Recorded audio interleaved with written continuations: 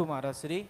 एक मेरा मित्र है, तो एक दिन क्या चर्चा हुई, मैंने उससे कहा था कि तुम जीवों को मारकर खाते हैं तो उन जीवों को तकलीफ होती है, ठीक है। तो उसने मुझे एक जवाब दिया था कि तुम लोग भी जो फसल होती है, पेड़ पौधे होते हैं, उनमें से फल तोड़ के सब्जियां काट कर खाते हैं, तो पेड़ों में भी जान रहती है, उनमें भी जीव रहता है, तो क्या उन पेड़ों को तकलीफ नहीं होती, तो तुम वो चीज़ क्यों खाते हैं। तो मैं मतलब उस दोस्त को मैं जवाब नहीं दे पाया, तो मैं ऐसा उसको क्या जवाब दूं, और क्या यह सच है कि उसमें फसलों को काट के, पौधों को काट के खाते हैं, तो उनको क्या सच में तकलीफ होती है। बहुत अच्छा प्रश्न है। एक बार पुण्य की अनुमोदना करते हैं।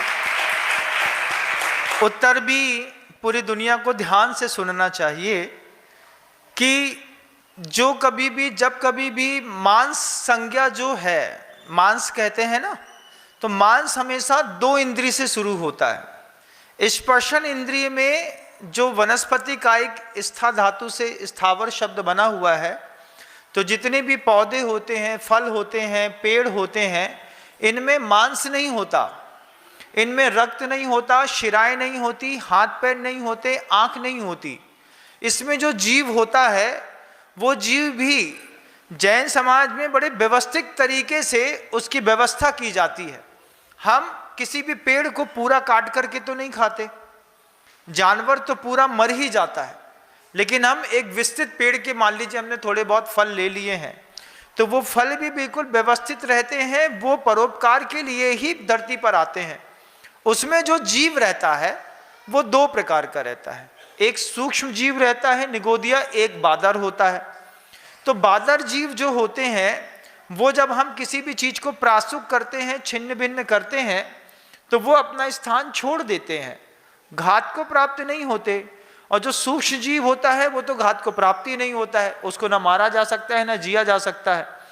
हाँ, वो जो धनिया पत्ती इत्यादि की जो छोटी छोटी ऐसे पौधे होते हैं जिनमें एक एक पत्ती का, एक एक रूट का स्वामी एक ही होता है, एक जीव ही होता है, प्राय करके व्रती श्रावक उसका प्रयोग नहीं करते, और अव्रती भी मान लीजिए करते हैं।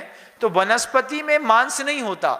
जब दो इंद्रिय होती हैं तो दो इंद्रियों में मांस संज्ञा बनती है, उसमें हर्ष विषाद होता है, उसमें बहुत सारे दूसरे भी परिणाम होते हैं, संक्लिष्ट परिणाम होते हैं।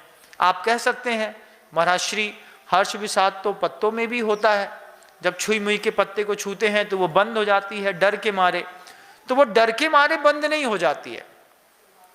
छुई मुई के पत्ते की ऐसी प्राकृतिक संरचना है कि उसमें थोड़ी सी ऊष्मा रखती है, तो वो पत्ते जो हैं अपने पूरे भाग को ऐसा सिकोड़ लेते हैं, थोड़ी देर बाद अब ऑटोमेटिकली वो फिर भी खुल जाते हैं। 10 मिनट लगता है, 10 मिनट के बाद वे पत्ते फिर से खुलना शुरू हो जाते हैं। किसी भी स्थिति में वनस्पति कायिक में मांस नहीं होता, सिराएं नहीं होती, अस्थियां नहीं होती, मज्जा नहीं होती, शुक्र नहीं होता, वीर की शक्तियां नहीं होती, उसमें कहीं पर भी नाखून इत्यादि, बाल इत्यादि उसके कुछ नहीं होते हैं। ये जब भी जिसका भी होगा दो इंद्रिय से होगा।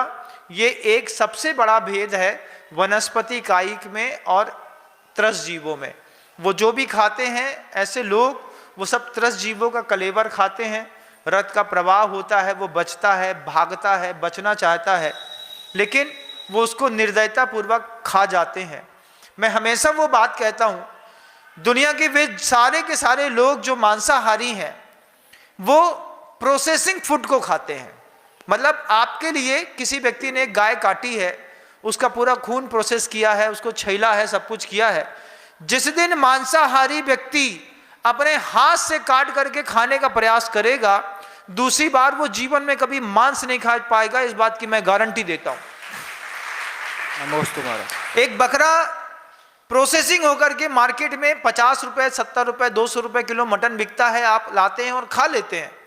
ये मांसाहार ऐसी दुनिया में 90% लोग करते हैं, लेकिन वे 90% लोग जिस दिन अपने हाथ से बकरे को काटने का प्रयास करेंगे, तो अब आपको समझ में आएगा कि खून का प्रवाह क्या होता है, पीड़ा क्या होती है, दर्द क्या होता है, आंखें कैसे घूमती हैं, कैसे जीभ बाहर निकलती है।